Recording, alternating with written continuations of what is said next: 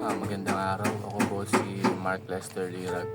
Ito po ang aking daily devotion, Kaizen, Make Daily Progress, na tinalakay po ni Pastor Russell Ocampo sa 365 Daily Devotion. Ang Bible verse po ngayong araw ay galing sa Proverbs chapter 13 verse 11. Sabi po dito, "Wealth gained hastily will dwindle, but whoever gathers little by little will increase it." Ang sabi po dito, ang kayamanan na nagigain sa madaling paraan ay madali ring nawawala. Ngunit ang kayamanan na nakukuha ng pakunti-kunti at sinisave ito ng pakunti-kunti ay lalago. At ang first teaching is, Kaizen means continuous progress.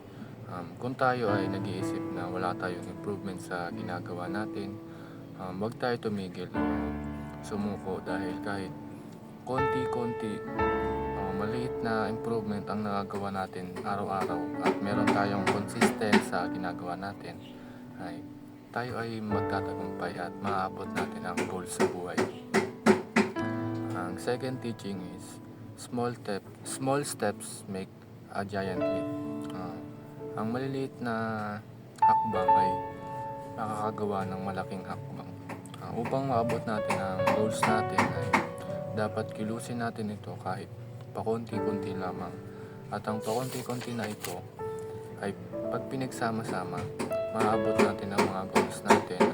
Makakakbang tayo ng mas malaki papunta sa goals natin. Kaya huwag tayong mawalan ng pag-asa kung di agad natin maabot ang pangarap natin, kung napag-iwanan na tayo, dahil kasama ito sa plano ng ating Panginoon at kasama natin ang Panginoon sa journey natin upang maabot ang pangarap natin na maabot. Ang huling katuruan ngayong araw ay, a continuous drop of water makes a difference.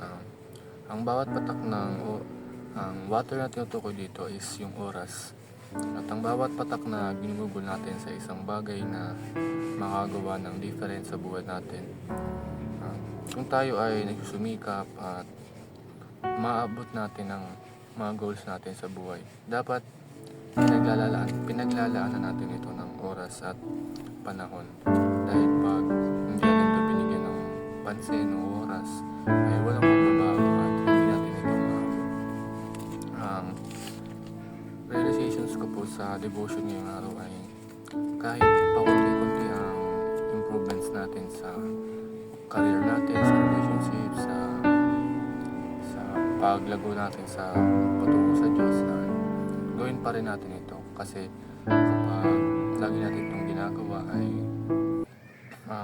maabot at maabot pa rin natin ito kahit patagal natin itong gawin, dahil little by little makagawa tayo ng mas malaking hakbang.